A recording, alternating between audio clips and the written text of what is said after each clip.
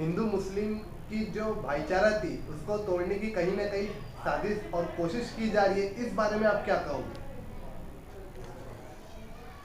हिंदुस्तान का तारीख रहा है और जो यहाँ का जो गंगा जमनी तहज़ीब है पूरे दुनिया भर में मशहूर है, और यही तहज़ीब है जो हिंदुस्तान को विश्व गुरु बनाने तक की जो है कोशिश है, उसको लेकर के ही कोशिश हो रहा है। और जो हालात आजकल जो है, कुछ मिट्टी भर लोग जो कोशिश कर रहा है इस तहज़ीब को तोड़ने के लिए और हिंदुस्तान को कमज़ोर करने के लिए, कुछ लोगों के हाथ से ये चीज़ हो रहा है। और नॉर्थ इंडिया में चाहे हर जगह हो, यूपी में हो, बिहार में हो, अलग अलग स्टेट्स में जो है दिन ब दिन जो है कुछ ना कुछ नई नई चीज़ें मालूम हो रहा है, आगे आ रहा है। कहीं कर्नाटका से हिजाब का शुरू हुआ, उसके बाद में यहाँ पर लाउड स्पीकर, अलग अलग चीज़ें, कभी जो है लोगों के रिलीजन के नाम से जो है धंधा बंद करने की बात हो रही है, कभी हलाल की बात हो रही है, अलग अलग चीज़ें जो है। तो और ये इसमें ये कुछ लोगों ने ये स्टेट्समैन भी हकीकत जो है प्रूफ सामने लाया है।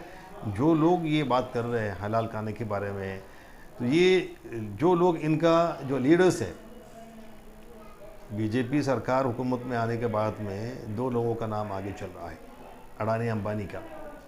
उस अडानी अंबानी के भी लोग जो है हलाल के बहुत सारे प्रोडक्ट्स में हलाल का प्रोडक्ट सर्टिफिकेशन लेके रखा हुआ है। तो उनसे ये जो लोग, चंद मुट्ठी पर लोग जो है सोचे समझे बगैर इनका साजिश में कामयाब होने के लिए कुछ हद तक जा रहा है। वो लोग ये नहीं सोच रहा कि ये खुद जिनको मानते हैं, इनके आका जिनको मानते हैं, वो लोगों ने क्या क्या हरकतें करके रखा, और वो लोग मुसलमानों का बीच में भी जाने के लिए हलाल सर्टिफिकेशन लेकर रखा हुआ है, बहुत सारे इनका बिजनेस। तो ये चीज़ जो है एक बिज़नेस के तहत, एक सोचे समझे साजिश के तहत ये सब चल रहा है। और मेरा गुजारिश हमारे लोगों से, मुस्लिम और हिंदू भाइयों से ये है कि हर मुमकिन कोशिश ये लोग कर रहा है हमारे आपस के एक जहती तोड़ने के लिए, लेकिन हमें ख़बरदार रहना चाहिए और इस तहज़ीब को, गंगा जमनी तहज़ीब को बरकरार रखना चाहिए। इनके नापाक इरादों को कामयाब नहीं होने देना है।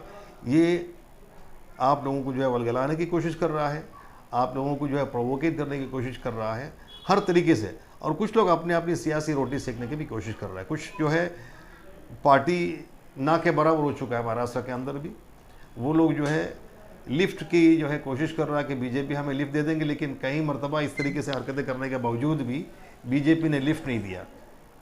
मामा चाचा का साथ में जाना चाहता है, लेकिन वो कोशिश कामयाब नहीं हो रहा है। इसीलिए, और कुछ कॉरपोरेशन इलेक्शन भी महाराष्ट्र में अलग अलग सिटीज़ में आने जा रहा है, तो उसमें भी कुछ ना कुछ जो है हलचल चले। क्योंकि आजकल चाहे केंद्र सरकार हो, कोई भी सरकार हो, उनके पास लोगों के सामने जाने के लिए कुछ नहीं है।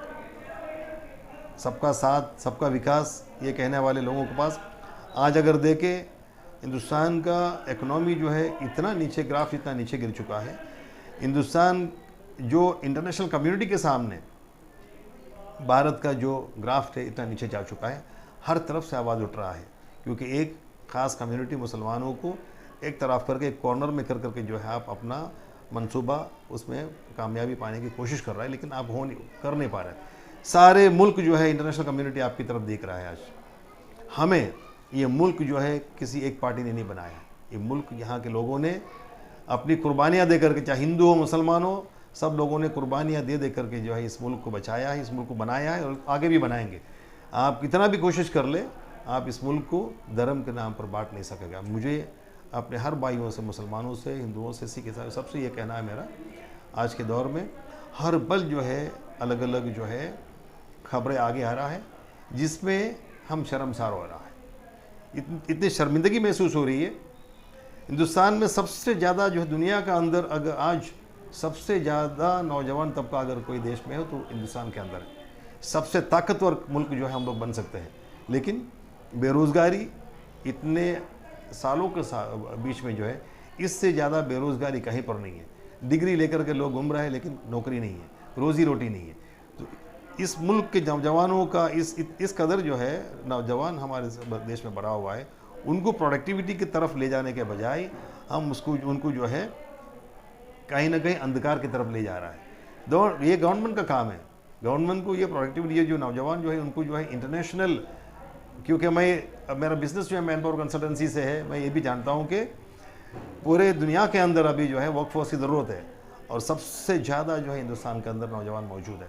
उनको अलग अलग तरीके से अलग अलग जो है कोर्सेज सिखा करके उनको बाहर मुल्कों में भेज करके फॉरेन रेमिटेंस जो हिंदुस्तान के अंदर आ सकता है, वो सब किए बगैर यहाँ के नौजवानों को अंधभक्तों में तब्दील किया जा रहा है, जो मुल्क के लिए बहुत ही ख़तरनाक है।